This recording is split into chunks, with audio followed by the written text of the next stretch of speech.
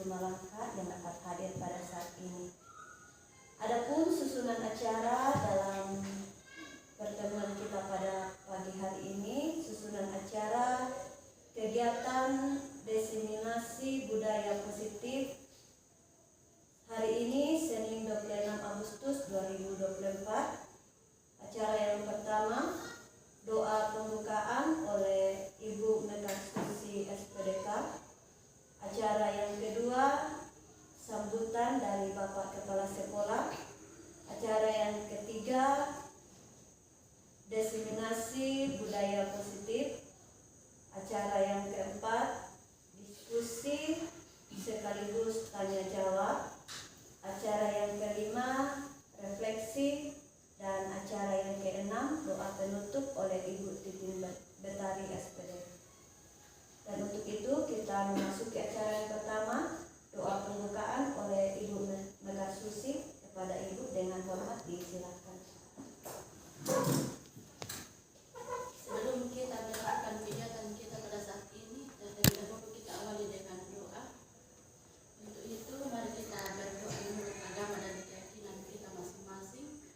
Dan untuk saat ini doa akan saya pimpin dalam agama Kristen. Kita berdoa. Terpuji namamu ya Tuhan untuk kasih setiamu yang senantiasa Engkau limpahkan dalam kehidupan kami. Tuhan sudah menuntun kami dari rumah kami masing-masing, melindungi kami dalam perjalanan, sehingga kami boleh berkumpul bersama di tempat ini untuk melaksanakan tugas tanggung jawab kami. Kami bersyukur atas kesehatan yang senantiasa Tuhan limpahkan dalam kehidupan kami. Secara khusus ya Tuhan, saat ini kembali kami akan melaksanakan kegiatan kami pada saat ini, yaitu kegiatan penyembahan yang akan dilakukan oleh salah seorang rekan kami. Biarlah kiranya Tuhan hadir dari awal pertengahan hingga terakhirnya kegiatan kami pada saat ini. Biarlah kiranya Tuhan memberikan kekuatan kepada rekan kami yang akan memimpin materi ini, berikan kesehatan, kekuatan, kemampuan sehingga dapat melakukan tugasnya pada saat ini dengan baik. Dan biarlah kegiatan ini dapat bermanfaat bagi kami semua untuk melangsungkan kegiatan kami.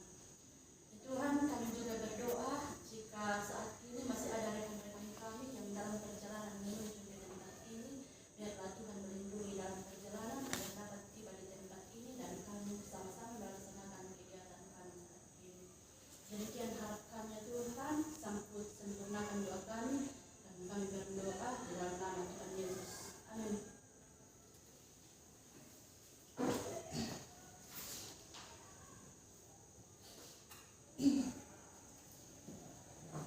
Diucapkan terima kasih kepada Ibu yang telah membawa kita dalam doa pembukaan.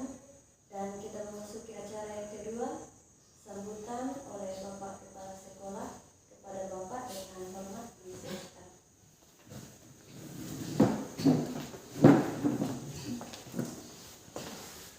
Saya sampaikan terima kasih atas kesempatan ini. Selamat pagi, salam sejahtera untuk kita semua. Pada Bapak Ibu Guru yang boleh hadir dalam rangka kegiatan pembahasan penyerapan budaya positif di sekolah kita oleh Kementerian Penggerak atas nama Ibu Lasmi. Saya harapkan kita bisa berikan dukungan yang setinggi-tingginya agar kegiatan ini boleh sukses. Kita boleh berpartisipasi sesuai dengan kapasitas kita masing-masing dari awal hingga selesainya. Kita harapkan apa yang kita dapatkan dari kegiatan ini akan menambah wawasan kita, kompetensi kita dalam kegiatan pembelajaran di sekolah sebagai tugas utama kita. Untuk itu saya berikan kesempatan kepada Ibu Lasmi untuk membawakan materinya dan kita sebagai Ibu Bapak Guru bisa mengikuti dengan baik. Sekian.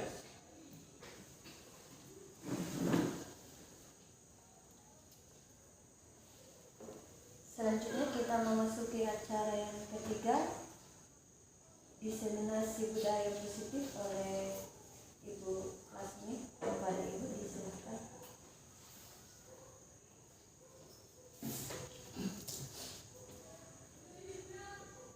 Jadi terima kasih atas kesempatan yang diberikan kepada saya untuk melakukan pengimbasan budaya positif pada saat ini. Jadi tujuan kegiatan kita pada hari ini adalah saya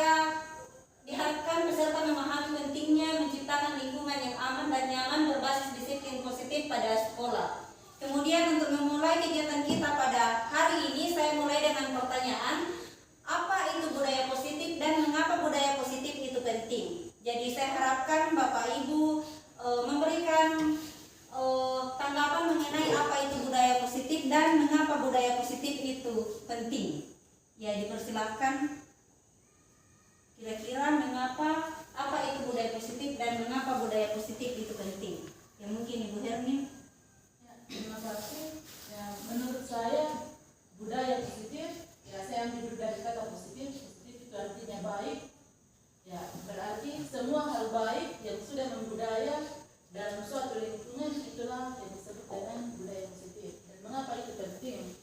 Karena sesuatu yang baik kalau dapat membudaya dalam suatu lingkungan itu akan memberi dampak yang sangat besar bagi keberhasilan suatu lingkungan atau suatu komunitas.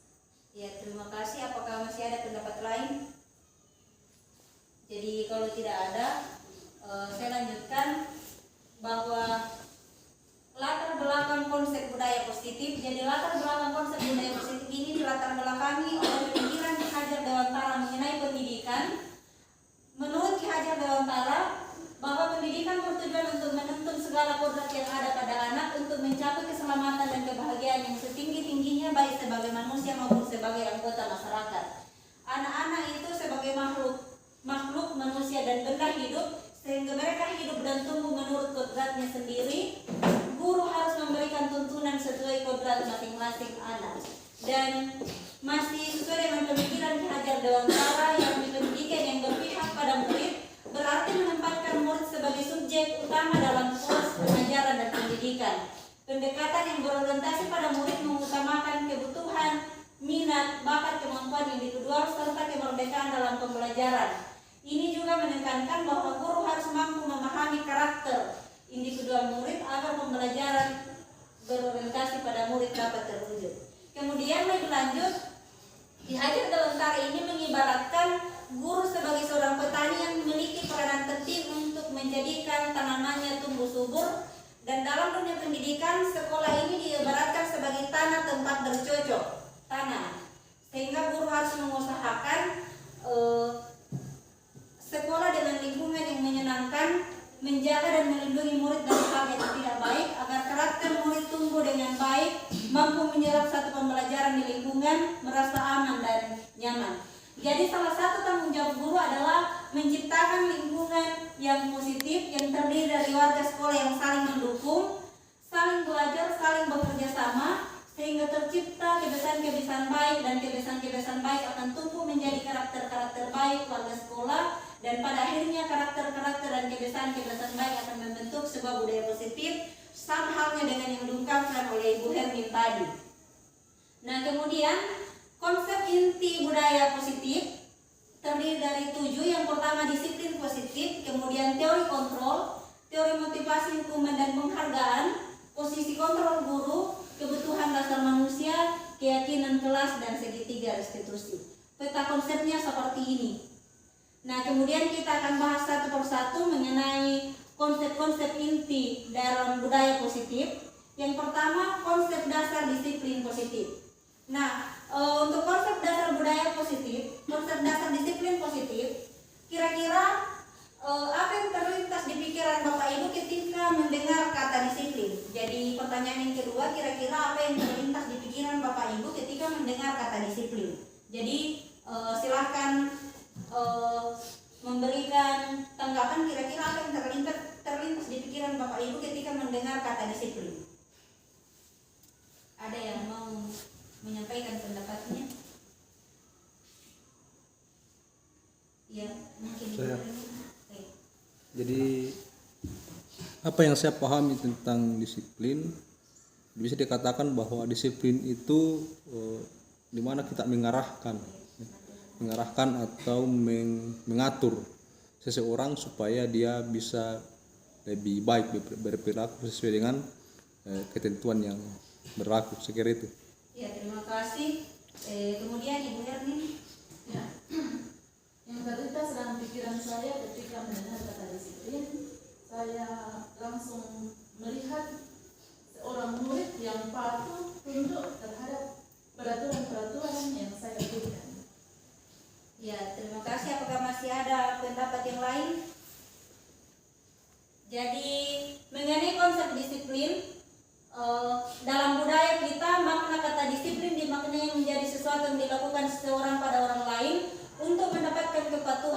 Jadi kita cenderung menghubungkan kata disiplin dengan ketidaknyamanan. Jadi mungkin seperti yang dikatakan tadi Pak As dengan Ibu Helmin, anak-anak itu patuh.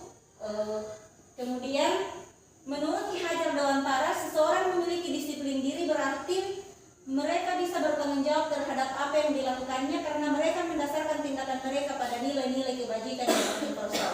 Jadi kalau Ki Hajar Dewantara ini lebih menekankan disiplin itu kepada tanggung jawab terhadap apa yang dilakukannya.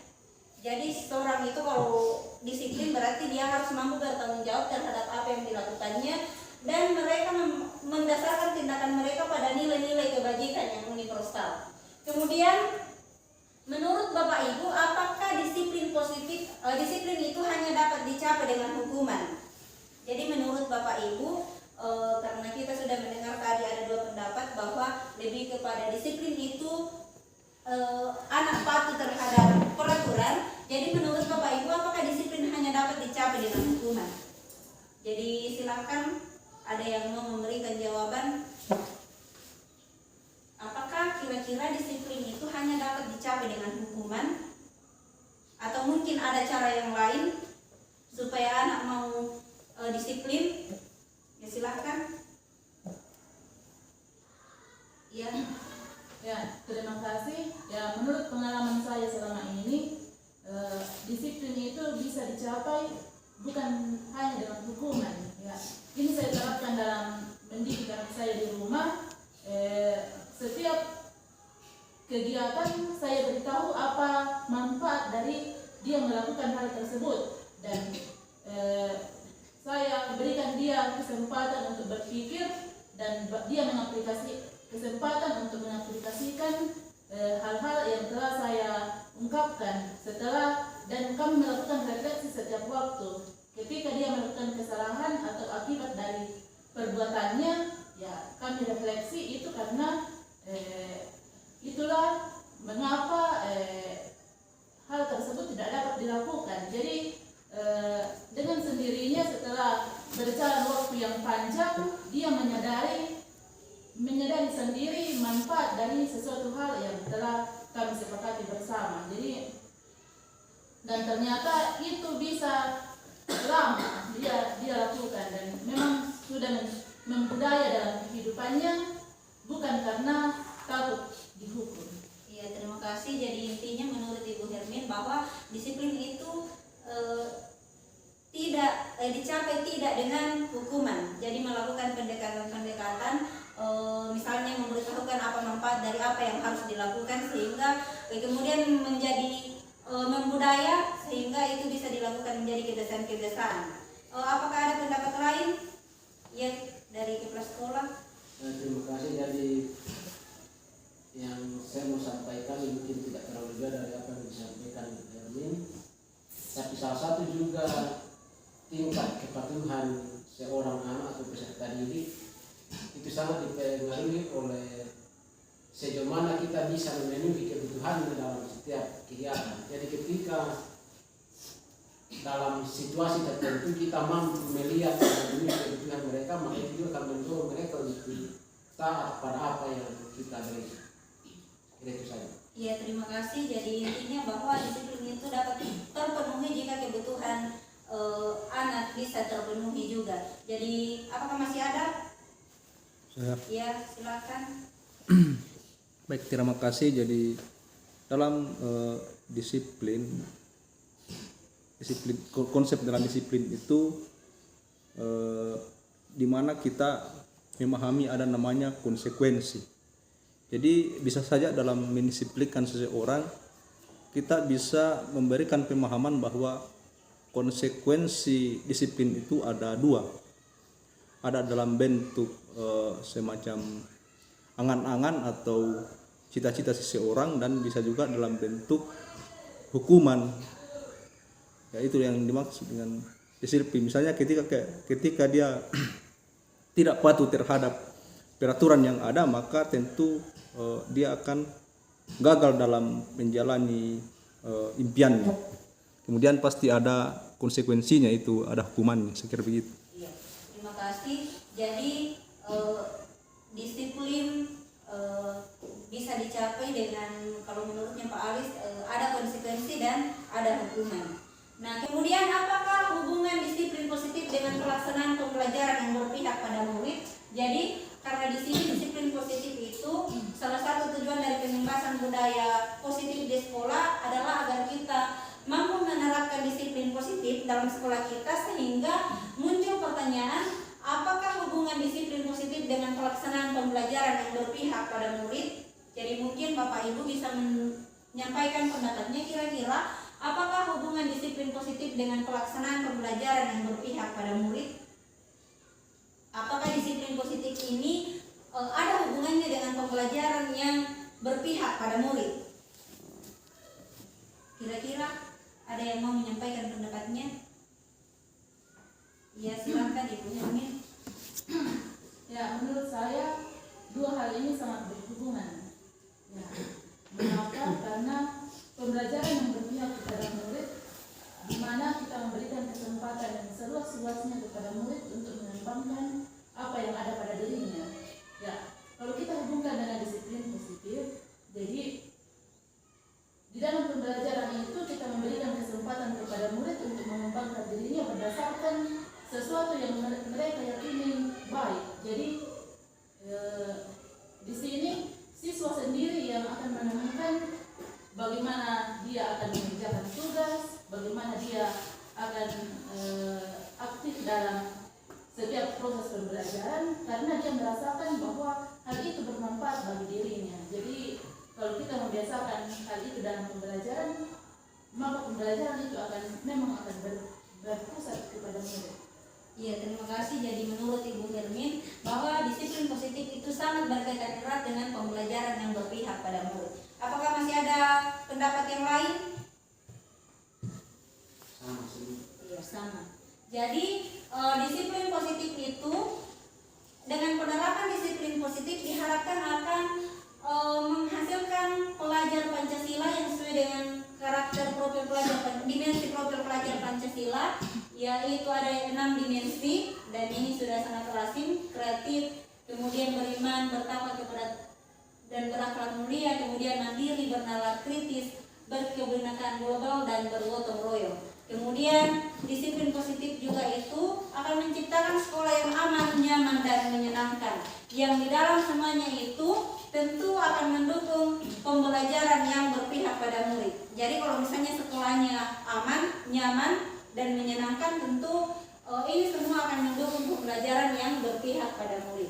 Nah, kemudian kesimpulan mengenai disiplin positif, pertama bahwa tujuan dari disiplin positif adalah menanamkan motivasi untuk menjadi orang yang mereka inginkan dan menghargai diri sendiri dengan nilai-nilai yang mereka percaya.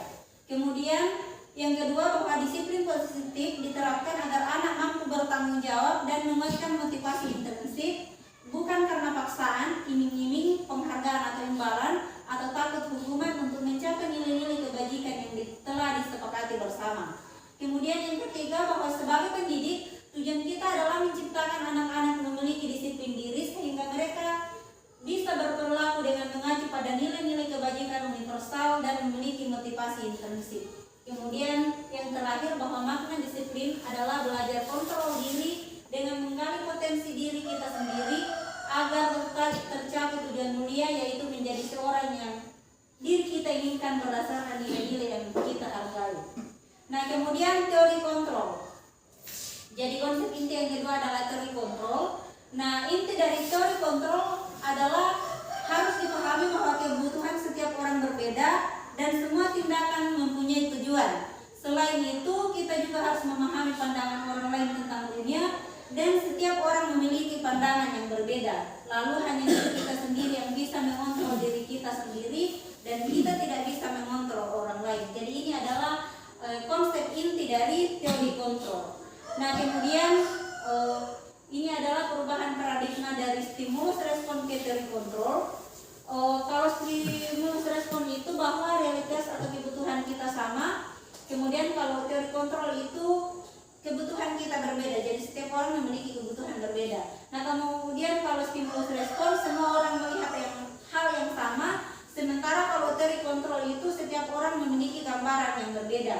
Kemudian stimulus respon kita mencoba mengubah orang agar berpandangan sama dengan kita, sementara kalau di teori kontrol kita berusaha memahami pandangan orang lain. Kemudian stimulus respon perilaku buruk dilihat sebagai suatu kesalahan, sementara kalau di teori kontrol itu semua perilaku itu pasti memiliki tujuan.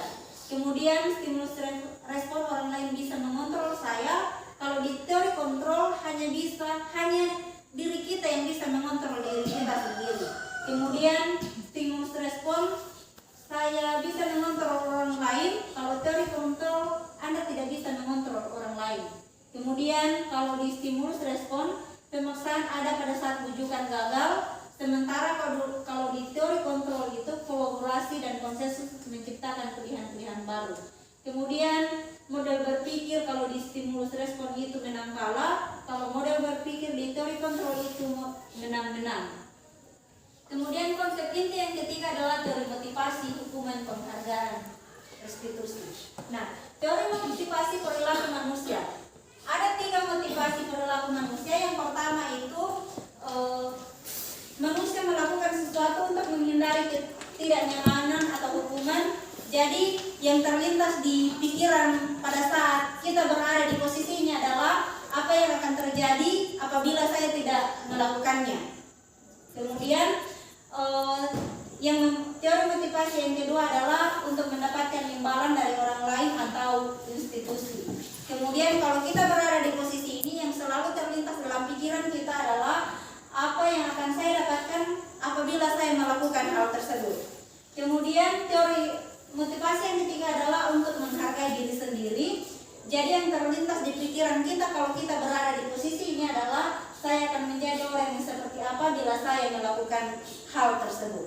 Nah, teori motivasi yang pertama untuk menghindari hukuman dan ketidaknyamanan, dan yang kedua untuk mendapatkan imbalan, itu adalah motivasi eksternal, maksudnya motivasi yang berasal dari luar. Kemudian yang kita harapkan ada pada diri kita dan diri murid-murid kita adalah motivasi yang ketiga, yaitu motivasi menghargai diri sendiri, karena ini adalah motivasi internal, artinya berasal dari dalam diri orang, dan ini adalah tujuan dari disiplin positif.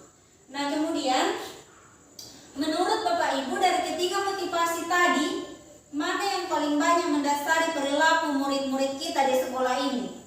Jadi dari ketiga motivasi tadi, menurut Bapak Ibu, mana yang paling banyak mendasari perilaku murid-murid kita di sekolah kita ini? Jadi silakan, mungkin semuanya bisa memasukkan pendapat. Saya mulai dari Bu Hermin saja. Boleh ditampilkan lagi, Bu? Itu Pak.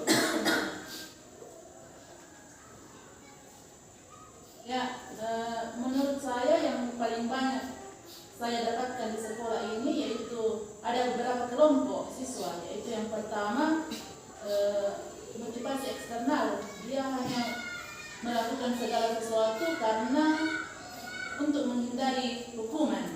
Ya, itu kelompok pertama. Dan kelompok yang kedua adalah mereka memiliki juga masih motivasi eksternal, yaitu karena ingin diberikan penghargaan atau ingin dipuji sehingga mereka melakukan sesuatu.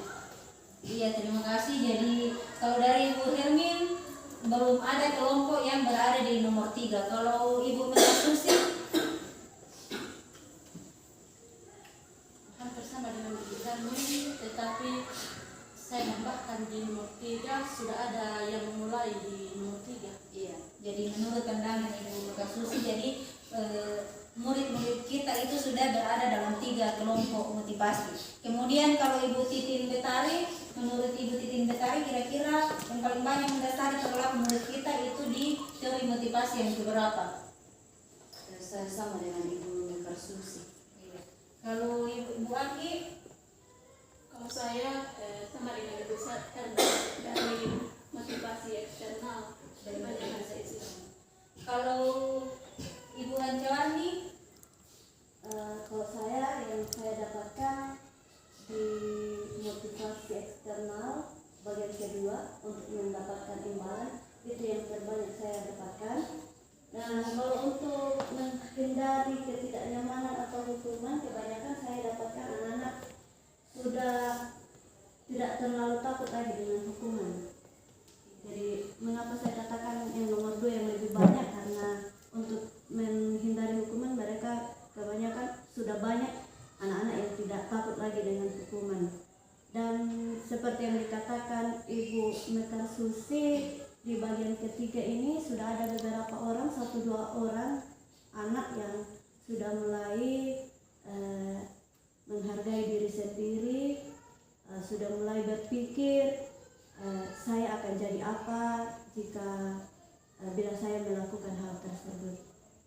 Iya, terima kasih. Jadi apapun kelompok yang mendasari motivasi murid-murid kita pada saat ini, tetapi sangat diharapkan bahwa kita mampu membawa semua anak-anak kita untuk berada di teori motivasi yang ketiga, untuk menghargai diri sendiri, sehingga konsep berpikirnya itu saya akan menjadi orang yang seperti apa apabila saya melakukannya. Kalau anak-anak kita berada di motivasi ini, itu akan menjadi motivasi internal, sehingga tujuan dari disiplin positif akan tercapai. Kemudian menurut Ki Hajar Dewantara, merdeka itu artinya tidak hanya terlepas dari perintah, akan tetapi juga cakap buat memerintah diri sendiri. Nah, ini adalah yang mendasari juga teori yang ketiga untuk menghargai diri sendiri.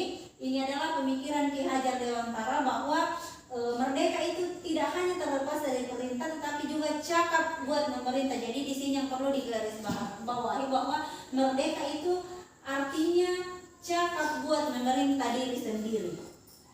Kemudian dihukum oleh penghargaan.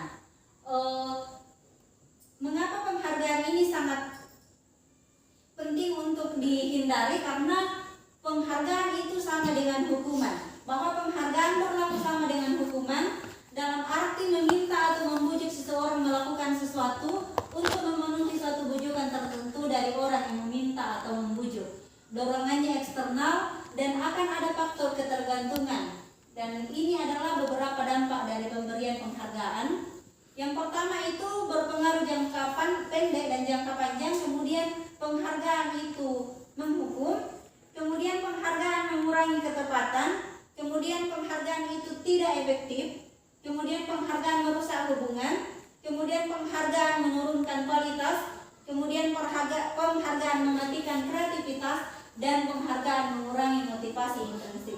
Jadi ini adalah dampak dari penghargaan, sehingga kalau kita lihat bahwa penghargaan ini benar-benar tidak efektif untuk diterapkan. Nah, kemudian ada bentuk program kebajikan atau apresiasi. Nah, program kebajikan atau apresiasi penting karena kalau misalnya anak-anak itu melakukan sesuatu yang baik, misalnya kemudian kita tidak memberikan pengakuan, maka anak-anak itu akan merasa tidak diakui perbuatannya, kemudian merasa terabaikan. Nah, sehingga perlu dipahami bahwa apresiasi itu tidak hanya bisa dilakukan dalam bentuk misalnya memberikan hadiah atau memberikan penghargaan, atau biasa kita katakan misalnya yang juara 1 silakan ke depan, karena itu akan menjadi penghargaan yang ini akibatnya yang tadi disebutkan. Nah, tapi yang dilakukan anak-anak itu perlu kita juga berikan pengakuan. Nah, pengakuan yang kita bisa lakukan adalah misalnya kita berikan pengakuan secara khusus, kemudian pengakuan secara pribadi, kemudian kita beri pengakuan kepada semua murid secara bergantian, kemudian beri pengakuan secara konsisten dan fokus pada proses. Nah, ini adalah contoh pengakuan atau apresiasi kebajikan. Misalnya kita mengatakan, sebagai guru kita mengatakan kepada murid, kemarin saya perhatikan rasa empatimu besar sekali pada saat kamu menolong murid baru di kelas kita. Jadi kalau misalnya si anak ini misalnya menolong murid baru di kelas atau di sekolah, kemudian kita menyampaikan seperti ini, maka anak itu akan merasa apa yang dia lakukan itu diakui, diterima, kemudian berharga. Jadi tidak dalam bentuk saya berikan ini sebagai imbalan karena ini. Kemudian contoh yang lain, saya menghargai kepedulianmu pada saat kamu membantu teman-temanmu di tugas kelompok. Kemudian terima kasih untuk tanggung jawabmu pada saat kamu memungut kertas-kertas yang berserakan di lantai. Nah, ini adalah contoh-contoh mungkin bagi kita adalah hal yang kecil yang dilakukan oleh seorang anak, tetapi anak itu membutuhkan pengakuan. Jadi sekecil apapun yang dilakukan anak, marilah kita membiasakan untuk memberikan pengakuan-pengakuan. Jadi sekali lagi tidak dianjurkan misalnya dalam bentuk hadiah lagi, bentuk sertifikat atau seperti biasa dikumpul kemudian disuruh ke depan untuk diberikan penghargaan, karena itu nanti berdampak pada sesuai dengan yang telah disebutkan tadi, tapi kita tetap memberikan pengakuan-pengakuan. Kemudian ini adalah contoh tindakan guru. Kira-kira menurut Bapak Ibu apakah hukuman atau konsekuensi? Misalnya nomor 1, mencatat 100 kali dalam buku kalimat saya tidak akan terlambat lagi karena terlambat ke sekolah. Menurut Bapak Ibu apakah ini kira-kira hukuman atau konsekuensi? Nomor 1 hukuman. Nomor 2 hukuman. Nomor 3 hukuman. Nomor 4 konsekuensi. Nomor 5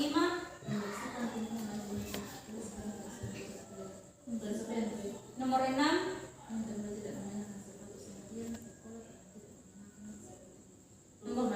nomor 7 itu ternyata sudah keluar jawabannya. Jadi kemudian lari mengelilingi lapangan basket 2 kali karena terlambat hadir di sekolah itu juga hukuman. Karena kalau sekali lagi kalau misalnya kita terlambat kemudian kita lari keliling lapangan basket, itu tidak ada hubungannya dengan keterlambatan kita. Kemudian murid diminta untuk push-up 15 kali karena tidak menggunakan masker di sekolah, jadi ini tidak berhubungan juga. Kemudian mengganti kertas tugas teman yang telah dicoret-coret, ini konsekuensi karena berhubungan. Bisa kita lihat bahwa karena kita merusak kertas tugas teman yang tugasnya teman kita, jadi kita menggantikan, berhubungan ya. Kemudian membersihkan tumpahan air di meja tulis, itu konsekuensi. Kemudian meminta murid tidak mengenakan sepatu seharian di sekolah karena tidak mengenakan sepatu hitam, jadi ini juga tidak ada hubungannya. Kalau misalnya saya tidak mengenakan sepatu hitam, apa hubungannya dengan saya tidak mengenakan sepatu seharian? Kemudian lari mengelilingi lapangan basket 2 kali karena terlambat 10 menit untuk pelajaran PJOK. Jadi ini konsekuensi karena berhubungan, karena ini kan pelajaran PJOK. Jadi hukumannya itu karena terlambat mengikuti pelajaran PJOK. Jadi hukumannya itu lari mengelilingi lapangan basket 2 kali. Jadi kalau misalnya kita lari mengelilingi lapangan basket 2 kali, kan lari juga itu PJOK berhubungan dengan mata pelajaran PJOK, sehingga ini menjadi konsekuensi. Nah, kemudian identitas gagal itu pada hukuman. Jadi kalau kita menghukum itu identitasnya anak gagal. Kemudian kalau kita menerapkan konsekuensi dan restitusi, itu identitas anak akan sukses. Nah, hukuman sesuatu yang menyakitkan harus terjadi, kemudian tidak nyaman untuk murid atau anak untuk jangka waktu panjang, kemudian korban mendapatkan keadilan, murid atau anak akan tersakiti, kemudian perilaku pasif agresif meningkat, sistem tidak akan berjalan bila murid tidak takut, kemudian berlaku hanya pada sebuah institusi, jadi tidak berlanjut pada kehidupan nyata. Kemudian peraturannya adalah kamu harus, kemudian murid akan membenci peraturan, kemudian hasilnya itu akan negatif. Kemudian kalau konsekuensi itu sesuatu harus terjadi, kemudian tidak nyaman untuk murid dalam jangka pendek, kemudian korban bisa diabaikan, kemudian murid atau anak dibuat tidak nyaman, kemudian penguatan hanya bertahan dalam jangka waktu pendek, kemudian memerlukan monitoring dan supervisi terus menerus, kemudian membantu penerapan mengikuti peraturan dalam masyarakat, kemudian apa peraturannya, mampukah kami melakukannya, terima kasih. Jadi maksudnya ini yang biasa diungkapkan oleh guru yang berada pada posisi ini, selalu mengatakan apa peraturannya, mampukah kamu melakukannya, terima kasih. Kemudian murid akan menghormati peraturan. Ini masih bersifat netral.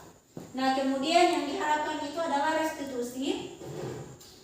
Restitusi merupakan pilihan, kemudian akan menguatkan murid untuk jangka waktu panjang.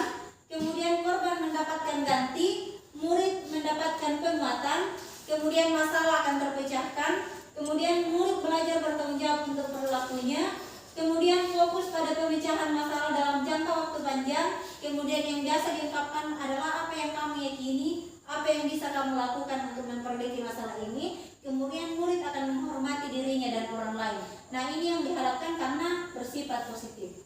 Nah, sekarang saya kembali bertanya kepada Bapak Ibu, bagaimana sebaiknya reaksi kita jika murid melakukan kesalahan?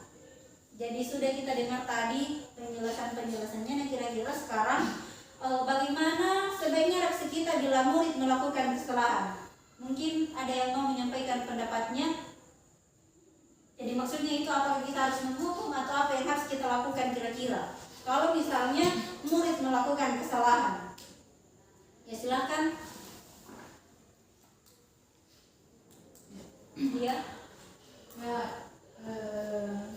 setelah mengikuti tadi materi sebelumnya, jadi ternyata sebaiknya reaksi kita ketika murid melakukan kesalahan, ya seharusnya kita jangan langsung marah dan memvonis bahwa anak tersebut telah berbuat salah, tetapi seharusnya kita menanyakan apa alasannya ia melakukan hal tersebut, karena mungkin saja ia memiliki alasan tersendiri dan mungkin setelah dia mengungkapkan alasannya, ya perbuatan yang telah ia lakukan yang menurut kita salah, ya mungkin ada juga benarnya, dan setelah kita tahu apa alasannya, kita bisa mengarahkan murid tersebut untuk bisa memperbaiki hal-hal yang menurut kita masih kurang.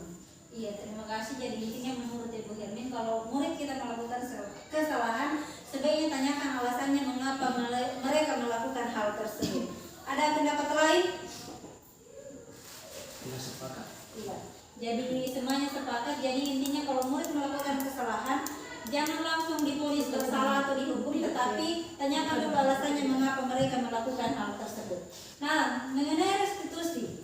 Restitusi itu adalah proses menciptakan kondisi bagi murid untuk memperbaiki kesalahan mereka, sehingga mereka dapat kembali ke kelompok mereka dengan karakter yang lebih kuat. Nah, restitusi ini merupakan proses kolaboratif yang mengajarkan murid untuk mencari solusi atas masalah mereka dan membantu murid untuk berpikir ingin menjadi seorang seperti apa mereka, kemudian bagaimana mereka memperlakukan orang lain. Ini adalah ciri-ciri restitusi. Yang pertama, belajar dari kesalahan bukan menebus kesalahan, memperbaiki hubungan, menawarkan bukan memaksa. Restitusi diri adalah cara terbaik, menuntun untuk melihat ke dalam diri, mencari kebutuhan dasar yang mendasari tindakan, fokus pada karakter bukan tindakan, berfokus pada solusi, mengembalikan murid yang berbuat salah pada kelompoknya. Nah, kemudian konsep berikutnya, konsep inti dari budaya positif berikutnya adalah kebutuhan dasar manusia dan dunia berkualitas. Nah, kebutuhan dasar manusia itu ada 5. Pertama, kasih sayang dan rasa diterima. Kemudian bertahan hidup, penguasaan, kebebasan, dan kesenangan. Inilah yang menjadi kebutuhan dasar setiap manusia.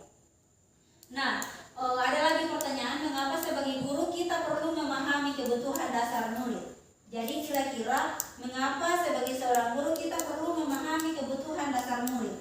Jadi tadi itu sudah ada 5 kebutuhan dasar manusia. Nah, kira-kira sebagai seorang guru, mengapa kita perlu memahami kebutuhan dasar murid? Mungkin ada yang mau menyampaikan pendapatnya?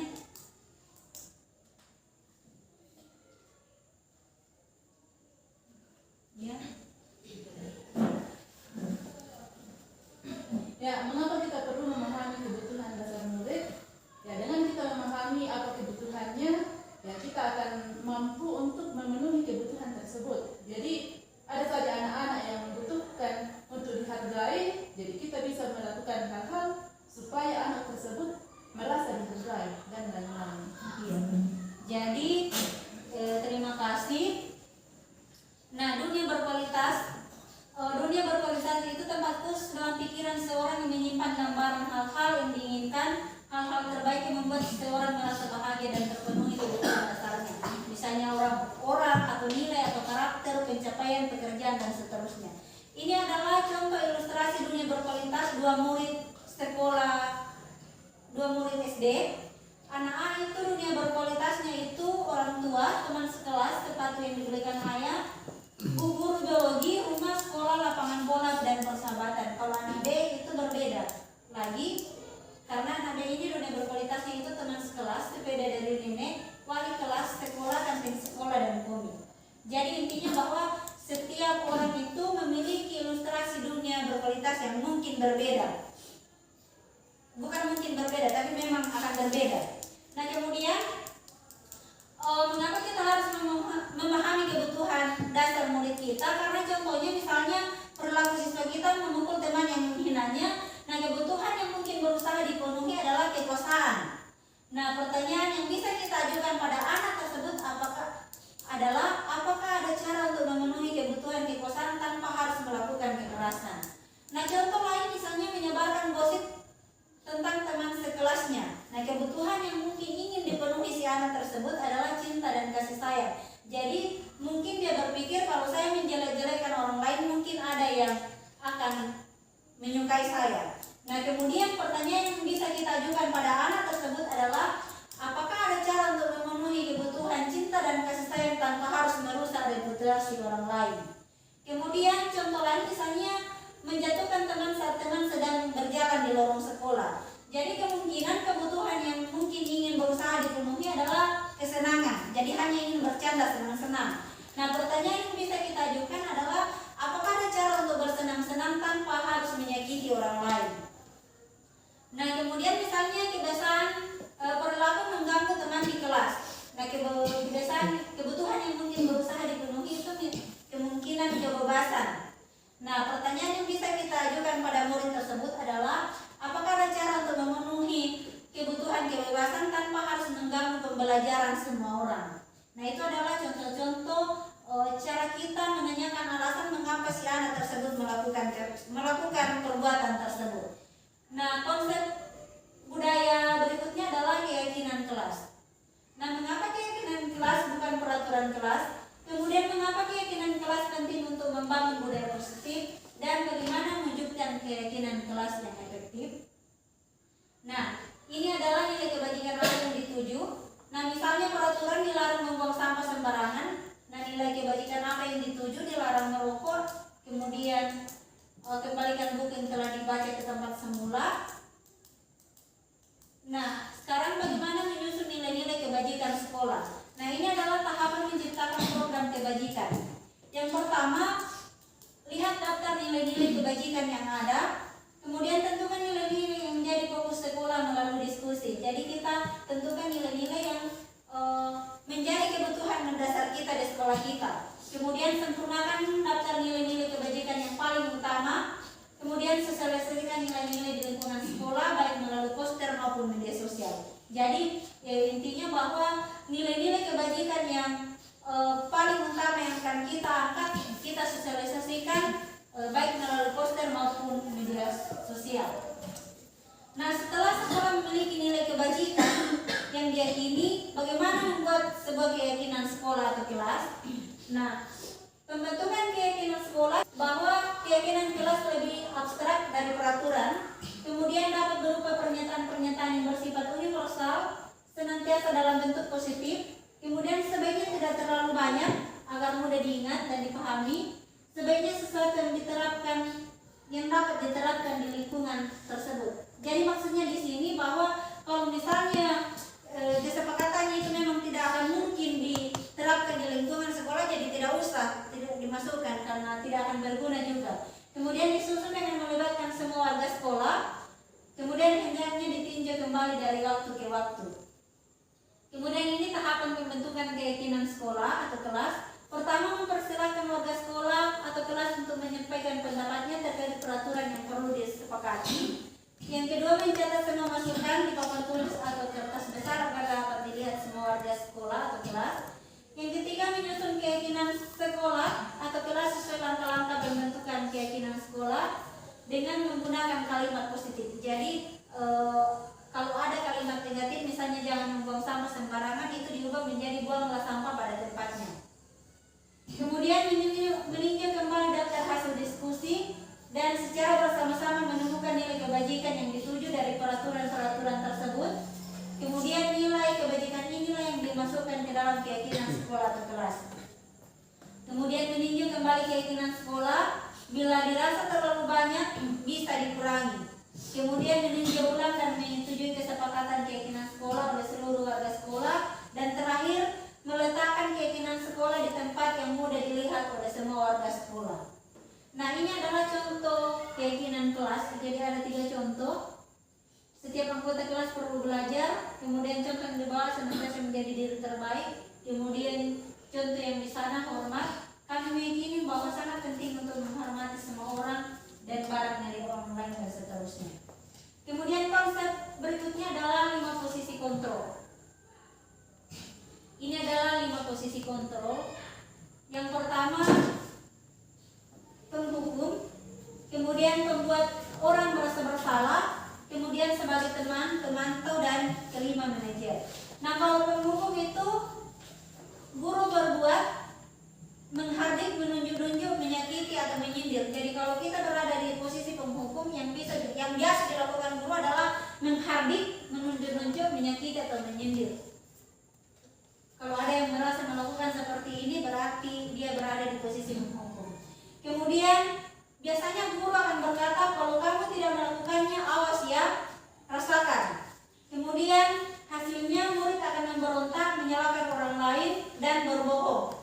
Kemudian kaitan dengan dunia berkualitas, murid akan meletakkan guru di luar dunia berkualitas.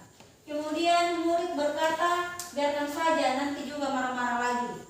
Kemudian dampak pada murid mengulangi kesalahan. Nah, kemudian kalau kita berada di posisi membuat orang merasa bersalah, biasanya guru akan berbuat, misalnya berceramah dan mengatakan seharusnya ibu kecewa sekali. Kemudian guru biasanya berkata, seharusnya kamu sudah tahu, ibu lelah sekali mengatakannya, ibu jadi stres. Kemudian hasilnya murid akan menyembunyikan, menyangkal atau berbohong. Kemudian hasilnya kaitan dengan dunia berkualitas, murid meletakkan guru di dalam dunia berkualitas. Kemudian murid itu akan berkata, maafkan saya. Jadi kalau kita sudah mengatakan yang di atas itu, jadi murid akan berkata, maafkan saya. Kemudian dampak pada murid itu merasa rendah diri. Ini adalah dampak dari membuat orang merasa bersalah, jadi muridnya itu akan merasa rendah diri. Kemudian kalau kita berada di posisi teman, guru membuat alasan-alasan untuk muridnya. Kemudian guru berkata, ayo lakukan demi ibu, masa kamu tidak mau, ingat tidak ibu pernah bantu. Kemudian hasilnya itu ketergantungan. Kemudian kaitan dengan dunia berkualitas, murid akan meletakkan guru sebagai orang yang sangat penting dalam dunia berkualitasnya. Kemudian murid berkata, saya pikir bapak ibu teman saya, ternyata begitu. Jadi kalau misalnya murid itu tidak sesuai dengan apa yang diharapkan, dia akan berkata, saya pikir bapak ibu teman saya, ternyata begitu. Kemudian dampak pada murid itu lemah, tidak mandiri dan bergantung. Kalau kita berada di posisi pemantau, guru berbuat, menghitung dan mengukur, kemudian apa peraturannya, kemudian hasilnya itu menyesuaikan diri bila diawasi. Kemudian kaitan dengan dunia berkualitas, murid akan meletakkan guru, peraturan dan hukuman dalam dunia berkualitasnya. Kemudian murid akan berkata, berapa banyak bintang yang saya harus peroleh, yang saya akan peroleh, berapa halaman yang harus saya tulis. Kemudian dampak pada murid itu menitik beratkan pada konsekuensi atau hadiah untuk dirinya. Kemudian posisi yang sangat diharapkan ada pada setiap guru adalah posisi manajer. Biasanya guru akan berbuat mengajukan pertanyaan-pertanyaan. Kemudian guru akan berkata, apa yang kita yakini, apa yang bisa kamu kerjakan untuk memperbaiki masalah ini. Kemudian hasilnya itu akan menguatkan pribadi murid.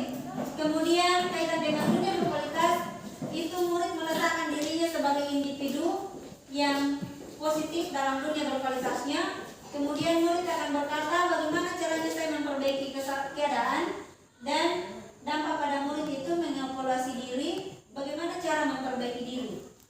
Kemudian ini adalah pernyataan-pernyataan dan siapa yang mengatakannya. Misalnya nomor 1, saya kecewa sekali dengan kamu. Kira-kira kalau mengatakan saya kecewa sekali dengan kamu, siapa yang mengatakannya? Apakah penghukum, pembuat rasa bersalah, teman, pemantau atau manajer?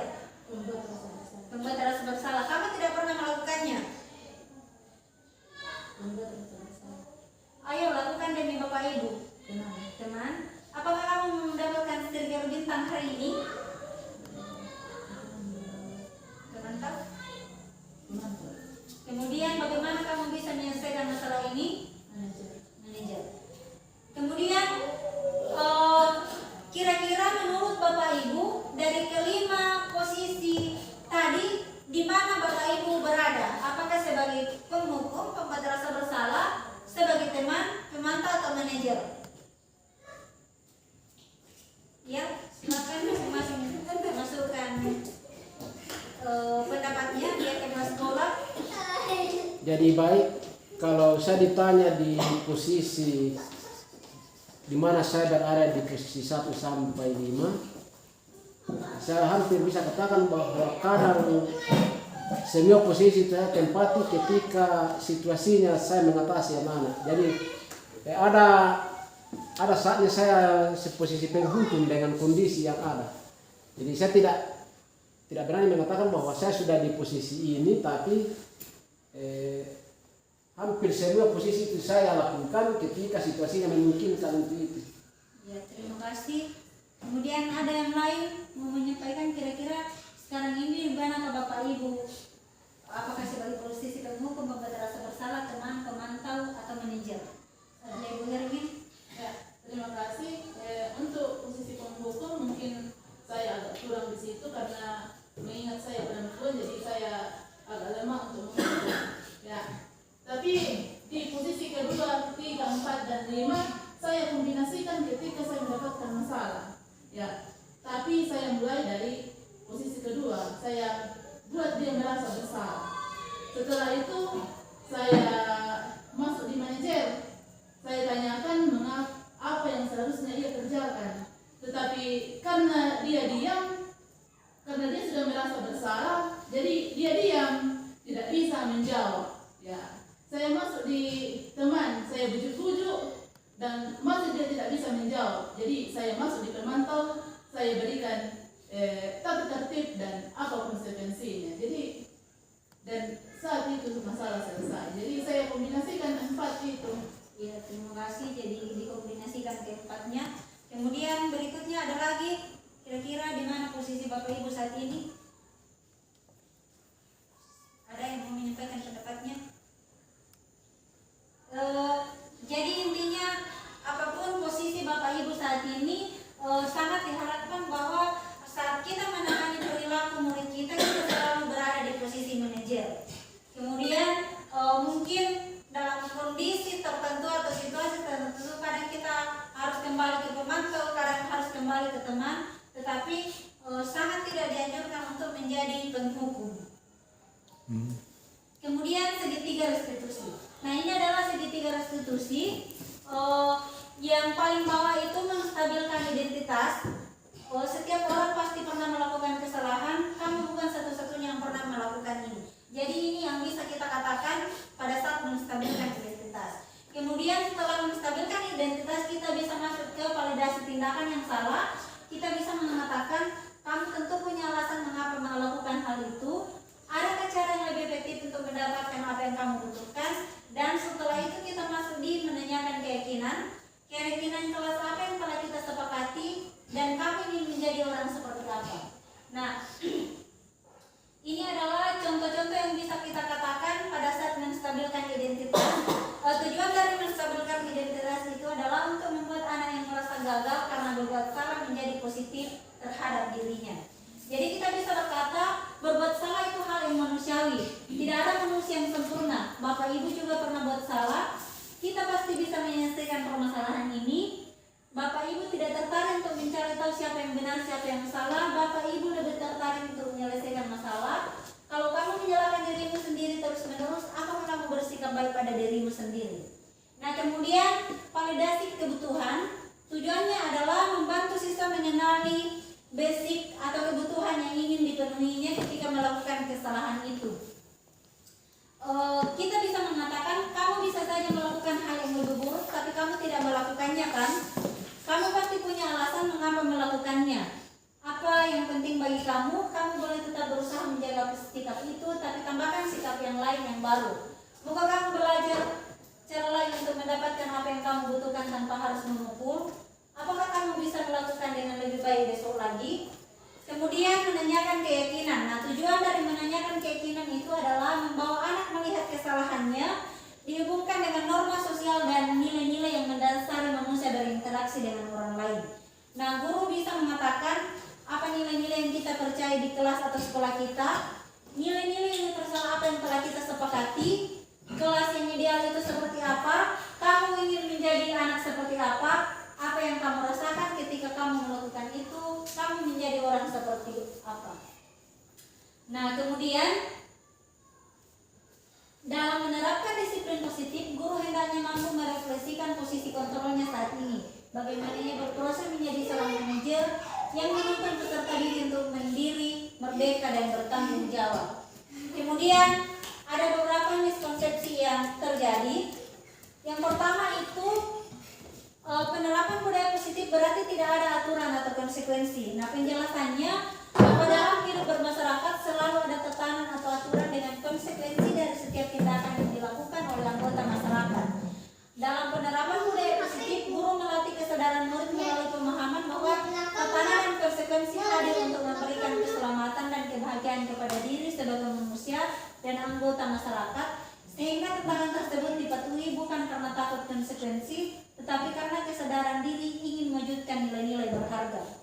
Kemudian miskonsepsi yang kedua adalah dengan membuat keyakinan kelas dan ditempelkan di depan kelas, maka sudah cukup, tidak perlu ada tindak lanjut, tidak ada konsekuensi, tidak ada refleksi. Nah, penjelasannya itu kesadaran hadir dalam diri, sementara hukuman, penghargaan, konsekuensi maupun apresiasi semuanya hadir dari luar diri yang diberikan orang lain.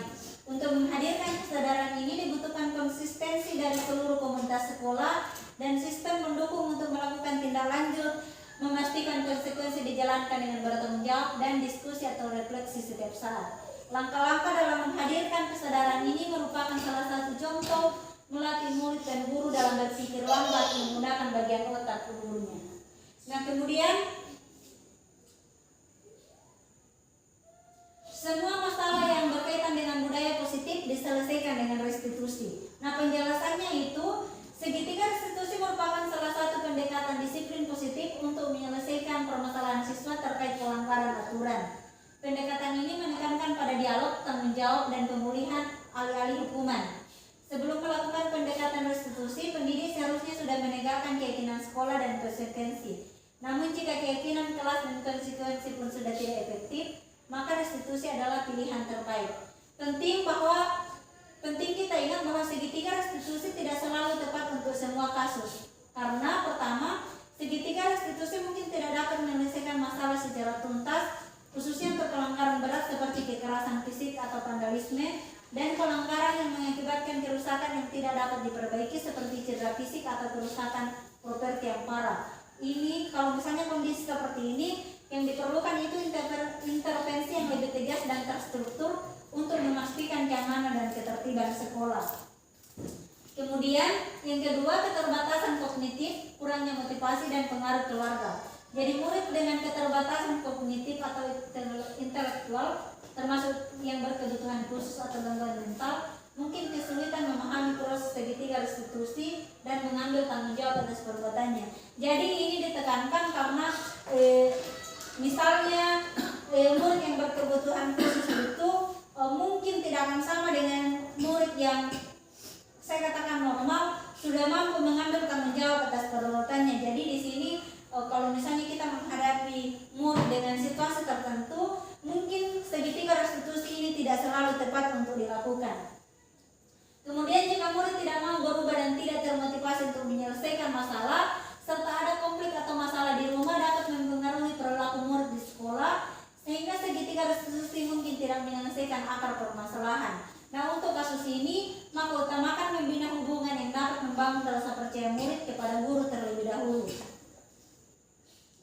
Kemudian miskonsepsi berikutnya adalah pilihan tindakan yang dilakukan murid dalam proses restitusi ditentukan oleh guru, bukan muncul dari kesadaran murid. Jadi kalau misalnya ini terjadi, pilihan tindakan dapat menghambat efektivitas restitusi dan berpotensi menimbulkan dampak negatif. Jadi intinya di sini bahwa pilihan tindakan yang dilakukan murid dalam proses restitusi itu ditentukan oleh murid itu sendiri. Kemudian miskonsepsi berikut, jika murid sudah mendapatkan restitusi maka ia tidak perlu lagi mendapatkan konsekuensi dari aturan yang ada. Nah, penjelasannya perlu dipahami bahwa restitusi dan konsekuensi memiliki tujuan yang berbeda. Restitusi bertujuan untuk memulihkan situasi dan membangun kembali hubungan yang berdampak oleh pelanggaran. Sementara kalau konsekuensi merupakan bagian dari tekanan yang sudah ada dalam sekolah yang hadir dengan tujuan untuk membantu murid belajar dari kesalahannya dan mendorong mereka untuk membuat pilihan yang lebih bertanggung jawab di masa depan. Sehingga setelah restitusi dilakukan, maka konsekuensi tetap harus dijalani oleh murid sebagai bentuk pertanggungjawaban dari perilaku yang sudah dilakukan murid. Jadi intinya bahwa restitusi itu menurut instruktur di elaborasi pemahaman kami bahwa restitusi itu tidak boleh hanya berakhir pada misalnya minta maaf, tetapi harus ada tindak lanjut konsekuensi dari apa yang sudah diperbuatnya. Kemudian saya lanjutkan saja. Karena materinya selesai, kita masuk di diskusi atau tanya jawab. Mungkin masih ada yang ingin didiskusikan bersama atau ditanyakan yang kemudian kita akan jawab bersama-sama karena mungkin saya juga belum mampu untuk menjawabnya. Jadi apakah ada yang mau didiskusikan bersama-sama? Dan kemudian kita bahas secara bersama-sama. Ya, silakan Ibu Hermin. Ya, terima kasih atas kesempatan. Ya, mungkin ini pertanyaan saya lebih kepada penerapan disiplin positif. Ya, menurut pengalaman yang saya alami, ketika murid berbuat salah, ya saya tidak bisa menstabilkan identitas karena saya sudah memvonis bahwa itu salah, sehingga ya saya agak susah untuk bisa ke posisi manajer. Tetapi ketika orang yang maksudnya yang mungkin sepadan dengan saya atau orang yang lebih tua berbuat kesalahan, saya bisa menjadi manajer karena ya mungkin karena mungkin saya takut atau bagaimana. Jadi bagaimana menurut pemateri membantu saya supaya untuk menghadapi murid dan untuk menghadapi orang yang lebih tua saya bisa di posisi manajer. Ya, terima kasih. Pertama bahwa untuk menghadapi murid itu sepengetahuan saya bahwa restitusi itu tidak boleh dilakukan. Maksudnya kalau misalnya saya mengajar kemudian murid melakukan kesalahan, maka restitusi itu tidak boleh saya lakukan pada saat itu. Makanya kami dianjurkan bahwa skenario restitusi itu harus selalu dimulai dari saya mendapatkan laporan. Jadi maksudnya kalau saya mengajar kemudian anak melakukan kesalahan, sebaiknya saya sampaikan ke wali kelasnya misalnya, kemudian wali kelasnya melakukan restitusi dengan alasan bahwa ketika kita dalam keadaan marah kemudian melakukan restitusi, tentu tujuan dari restitusi itu tidak akan tercapai karena yang namanya juga kita sama-sama marah, ya pasti ya kita sudah tahu lah dalam keadaan marah, sehingga memang kami dianjurkan ketika membuat tugas skenario restitusi itu selalu dimulai dari saya mendapatkan laporan. Artinya bahwa yang melakukan restitusi itu adalah bukan orang yang berhadapan langsung dengan orang yang melakukan kesalahan.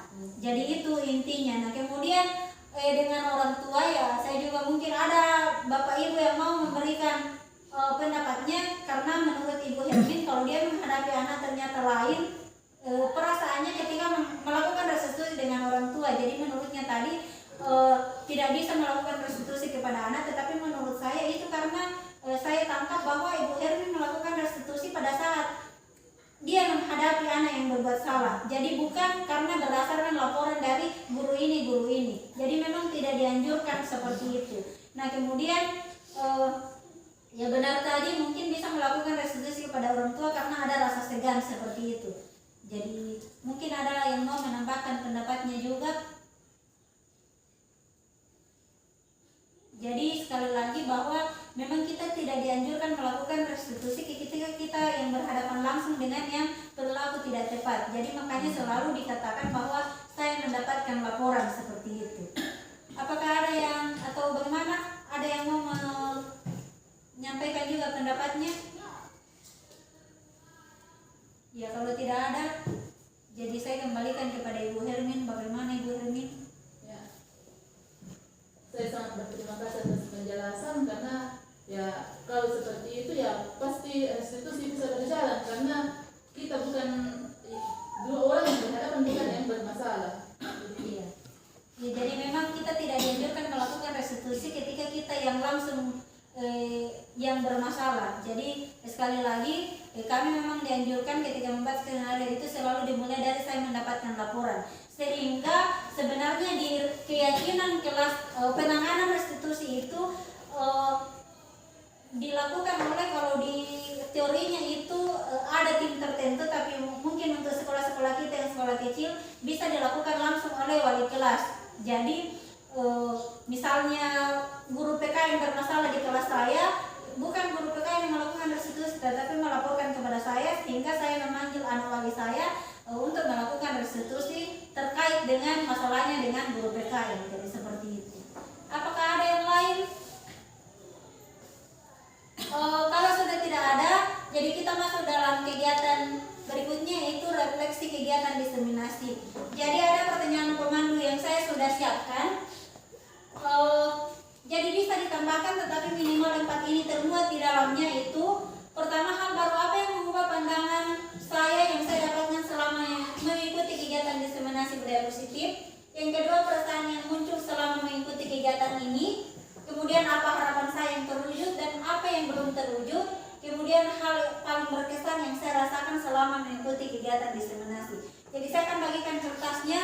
Dan sekali lagi bisa ditambahkan kalau ada yang mau ditambahkan di dalamnya, tapi keempat ini minimal termuat di dalamnya. Boleh tekan. Pakai dengan perlawanan. Boleh minuman dan trotoar.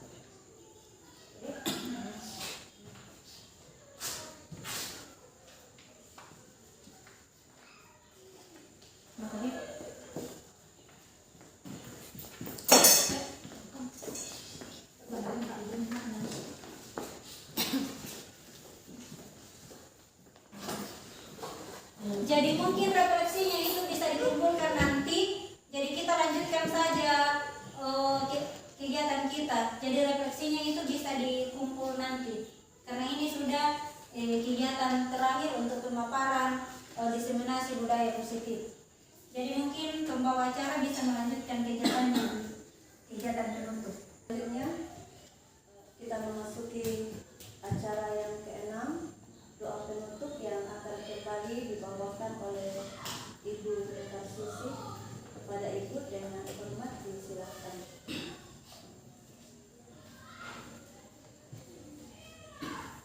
Mengakhir kegiatan kita pada saat ini, sekali lagi kita menghadap Tuhan di dalam doa.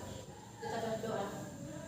Tak putus-putusnya kami datang di hadapan-Mu ya Tuhan, untuk kasih setia dan nyertaan-Mu yang senantiasa kami rasakan dalam sepanjang kehidupan kami, khususnya sepanjang kegiatan yang kami lakukan.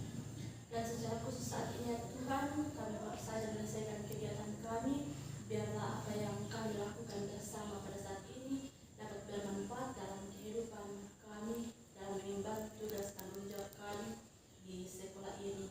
Kami berdoa untuk rekan kami Ibu Lasmi sebagai calon guru penggerak.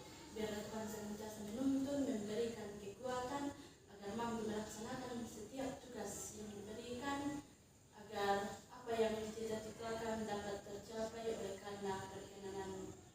Ya Tuhan, seluruh rangkaian kegiatan kami yang masih sisa pada hari ini kami bawa ke dalam tangan-Mu. Ini harap kami ya Tuhan, sambut sempurnakan doa kami.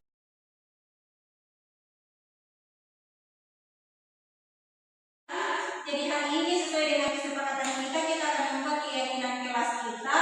Nah, ingat bahwa kita sudah menentukan nilai-nilai kebajikan yang akan kita buat dalam bentuk keyakinan. Yang pertama itu nilai religius, kemudian empati, kemudian nilai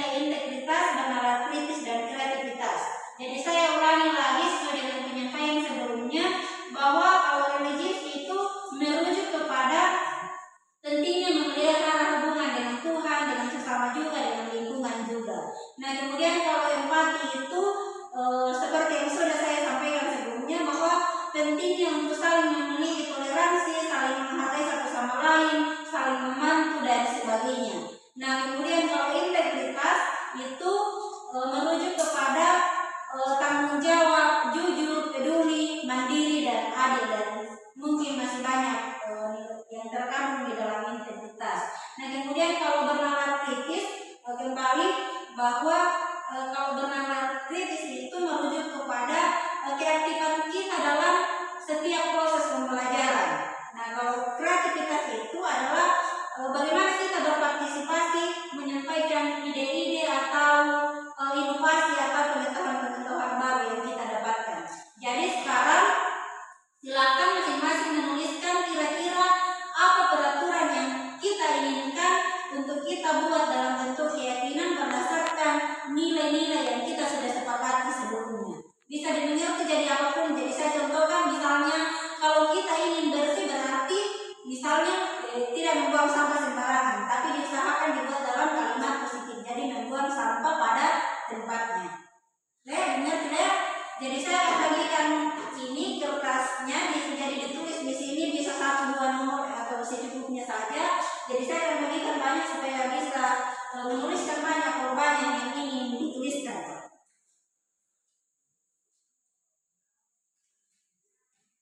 Jadi silakan.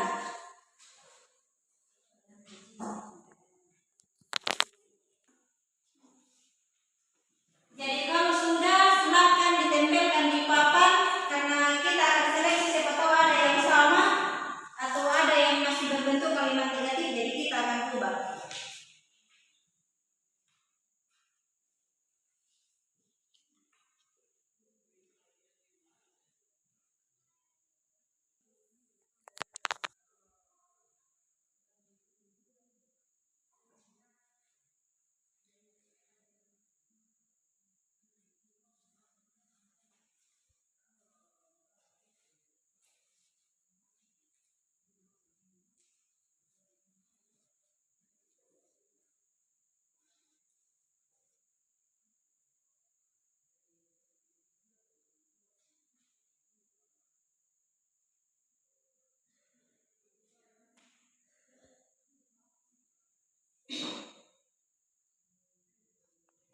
Sudah bisa ditempelkan di papan. Ya, bisa ditempelkan.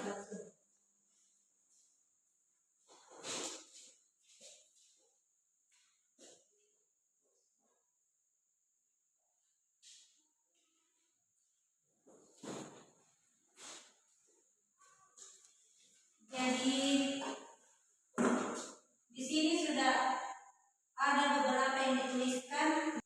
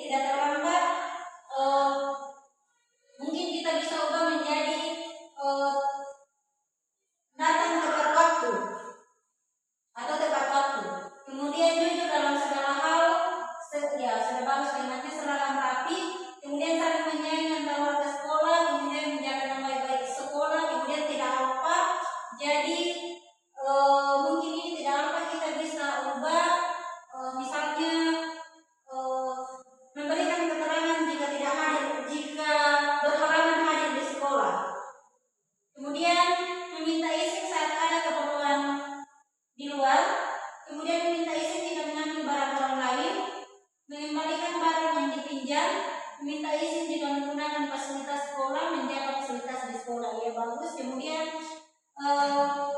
peraturan berikutnya saling membantu, memiliki toleransi yang tinggi, menjenguk teman yang sakit, menghargai guru yang menjelaskan, kemudian menghargai orang lain dan diri sendiri, berdoa sebelum dan sesudah kegiatan pembelajaran di sekolah, aktif mengikuti ibadah bersama setiap hari, tertib saat pelajaran berlangsung baik di kelas maupun di kelas lain, kemudian menggunting kuku, menjaga nama baik orang lain, kemudian menyampaikan ide-ide, kemudian selalu bertanya saat pembelajaran, kemudian menjaga kebersihan lingkungan sekolah, kemudian jangan membuang sampah sembarangan. Jadi ini jangan membuang sampah sembarangan, mungkin kita bisa ubah membuang sampah pada tempatnya. Kemudian mandi pagi, kemudian rambut dipotong bersih dan terpelihara. Jadi itu adalah ini sudah kesepakatan kita bersama. Jadi kita tinggal kelompokkan berdasarkan nilai-nilai yang telah kita sepakati bersama. Jadi ada nilai religius tadi, kemudian nilai apa lagi, integritas, empati, kemudian kreativitas dan bernalar kritis. Jadi tinggal itu kita kelompokkan. Jadi misalkan pengaturan penggunaan HP, mungkin ini kita bisa masukkan di apa kira-kira yang berhubungan dengan integritas mungkin ya. Kemudian selalu mengerjakan tugas itu kan bertanggung jawab. Kemudian yang kedua bertanggung jawab atas semua tugas, jadi kita juga bisa masukkan di integritas. Kemudian meminta izin saat keperluan di luar, kemudian meminta izin jika mengambil barang orang lain. Ini kan semua